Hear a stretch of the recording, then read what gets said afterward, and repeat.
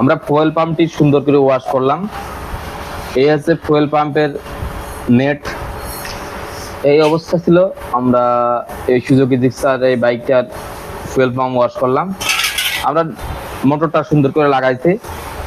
আমরা ফুয়েল পাম্পটি এখন ইনস্টল করব। এই আমরা ইনস্টল করতেছি। ফুয়েল পাম্পটি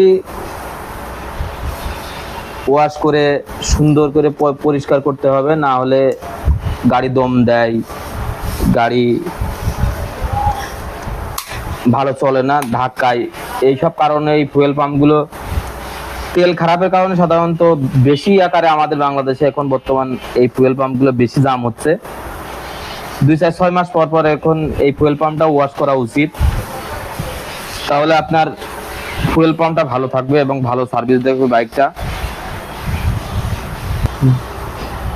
আমরা ফুয়েল পাম্পের যে তারগুলো আছে আমরা এখন সুন্দর করে লাগিয়ে দিচ্ছি এক এক করে।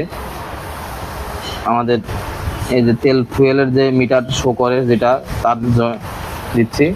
এই আছে আমাদের ফুয়েল পাম্পটা কমপ্লিট হয়ে গেছে। আমরা এবার গাড়িতে ইনস্টল মানে ট্যাঙ্কিতে ইনস্টল করব, করে আমরা গাড়িটা কমপ্লিট করব। আমরা ফুয়েল পাম্পটা ট্যাঙ্কিতে ইনস্টল করতেছি। এইভাবে আমাদের ওয়াশ করা কমপ্লিট।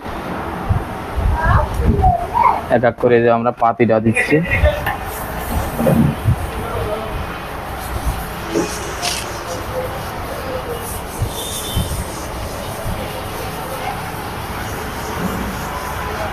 নাটগুলো এক এক করে টাইট দিলে আমাদের ট্যাঙ্কির ফুয়েল পাম্পের কাজ কমপ্লিট হয়ে গেছে। আমরা এখন ট্যাঙ্কি গাড়িতে ইনস্টল করব, করার পরে আপনাদেরকে পরবর্তী ভিডিওতে দেখাবো।